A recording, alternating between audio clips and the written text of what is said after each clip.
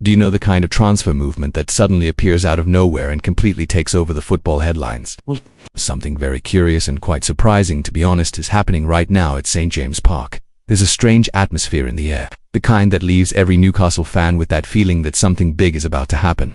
And no, this isn't about random rumors or baseless gossip. What I'm about to share with you involves serious negotiations, huge amounts of money, and, more importantly, a player who could completely transform our attack. And listen, if you're that fan who loves being fully updated on everything behind the scenes at Newcastle, then do yourself a favor, hit that subscribe button right now. This simple action helps our channel a lot, keeps us bringing you red-hot updates, fresh news, and, of course, everything straight from reliable sources. So don't waste time, click subscribe, turn on the notification bell and join us, because what I've got to tell you today is making serious noise behind the scenes at St. James Park.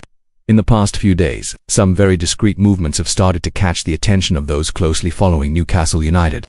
Unscheduled meetings, constant phone calls, and an intense exchange of information between directors and agents.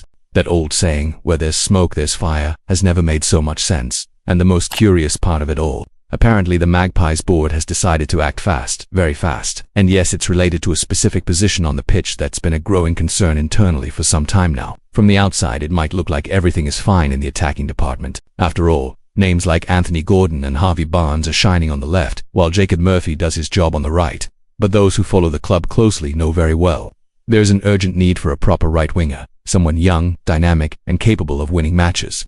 Especially now, with Murphy approaching 30 and coming off a season that, while good, has been viewed internally as above expectations, not something the club expects to be consistently repeated. And this is exactly where the name that's stirring Newcastle's transfer market comes in.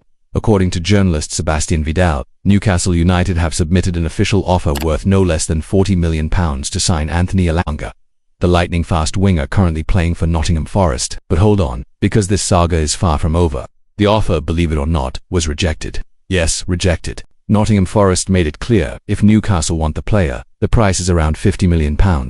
If you've made it this far, you've probably realized this story is absolutely huge, right? And if you haven't subscribed to the channel yet, this is your chance. It helps us massively to keep bringing you exclusive behind-the-scenes content, always from reliable sources and with the highest quality information. So go on, hit that subscribe button, turn on the bell, and stay with us to follow every twist and turn of this bombshell transfer saga. But who exactly is Anthony Elanga for those who aren't very familiar with him? We're talking about a winger who has been described as lightning quick, a comparison even made by Opta analyst, who ranked Elanga alongside none other than Ousmane Dembélé of PSG when it comes to raw speed. Yes, you heard that right. This guy is a bullet on the pitch, the kind of player defenders absolutely dread when he starts running at full speed. And that's not all. Elanga is an extremely versatile player. Although he primarily plays as a right winger, he can also play on the left and even as a second striker. His flexibility, combined with his outrageous pace and ability to break defensive lines, makes him a perfect fit for Eddie Howe's style of play, which focuses on quick transitions and devastating counterattacks. It's no surprise that internally, the Swedish international has been labeled a top priority to strengthen Newcastle's attack. Now here's an interesting detail.